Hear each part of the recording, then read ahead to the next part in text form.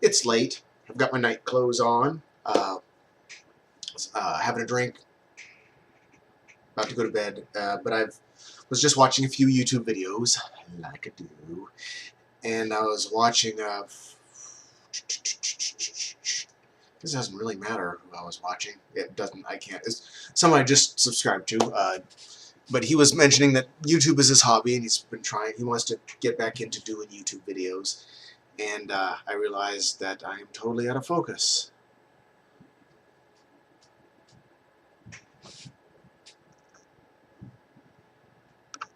Be gentle with these cameras.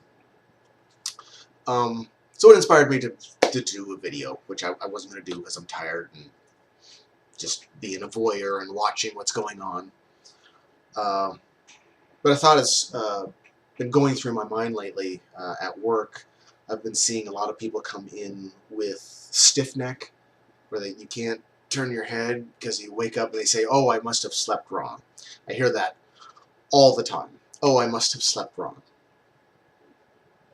I've never, I don't know why my stuff is all cockeyed. I've never found somebody or encountered somebody that had actually slept wrong, that had gotten that stiff neck thing where you can't turn over your shoulder. I've never encountered that person that's actually slept wrong. They say, "Oh, well, I slept in a different bed, or I had a different pillow," or there's a lot of things that people like to think might have caused it because they just don't know. And we like to know, but I've never found that to be true. What I have, though, has come to a conclusion that it's probably a virus. Now, this is just me. I haven't put it out here on camera, and I'm just wanting to put something up, I guess, as my hobby, YouTube. But I haven't. But I have seen evidence of how it's more like a virus, where it comes on that night, almost like a cold, and then they kind of feel a little achy, and then the next morning they can't turn their head, and so they think they slept wrong, and things like that, which leads me to think that it's probably some sort of virus. You just get it. A massage helps it go by faster, and for a short time it's better. Really hot water in the shower helps, but for me, what I've always done is just take a lot of medication and lay on the couch and not go to work and just try not to move because it's not fun. That's what I do. It's just not fun. But I don't get it that very often anymore. I used to get it a lot. Interesting. But that led me to another thought on viruses, because I see people start to come in waves where I'll get 5 or 6 clients that have the stiff neck, and then I'll get 5 or 6 clients later on that have the same back aches, because it does. I get clumps of clients that come in,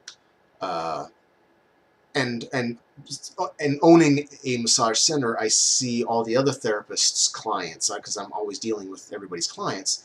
I see waves of the same kind of issues, but not all at the same time. They'll come in with the neck issues 1 month. The next month it'll seem to be back pain, and the next month it's fibromyalgia in their feet, and so it's these waves of issues that come through, and it's not a huge difference.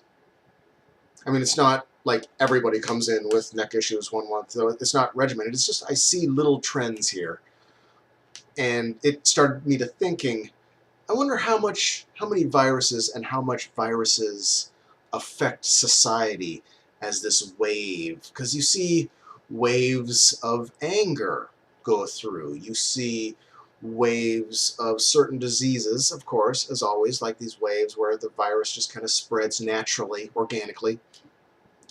And I'm wondering how much of human culture and human actions and human interactivity are affected by viruses.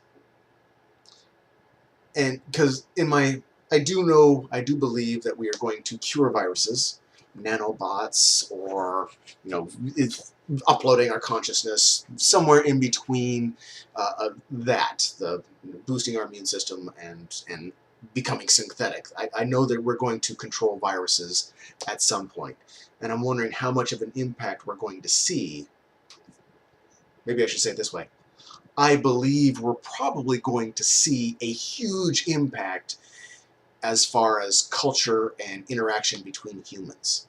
I think a lot of violence is probably affected by viruses to some form or another, to some degree or another.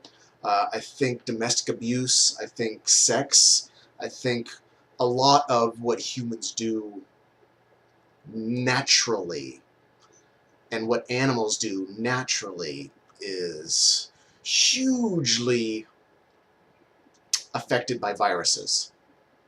Viruses that we haven't even seen yet or don't know that they're in our brain causing epinephrine or norepinephrine or adrenaline or something to be pumped in just a little bit more, which tends to make us more aggressive or whatever that is. I think we're going to see a huge impact once those viruses have been eliminated from our society. So when we see the common cold eliminated, which I believe is going to happen at some point, I think you're going to see a huge ripple through society on how that's affected us and our culture. And I have a thought that's hard to explain. I'm wondering if we will see that we're not who we thought we were. That some viruses actually made us more human, caused diseases, caused issues, altered the way we would have been in a vacuum. If we'd been completely healthy humans with no viruses, it would make us that. But I'm wondering if us having had these viruses and living with these viruses and evolved with these viruses, I wonder if that will make us rethink viruses. I guess I'm just really intoxicated and I wanted to put something up. Good to see you all. I've been following Got That Funk and Kazume Fowler. If I messed your name up, I'm sorry. And I'm enjoying that back and forth, and I think you're both right, and I think there is no right, and I think it's just, I think the conversation is good with feminism and that whole bit. I'm going to stop. Good night. Peace.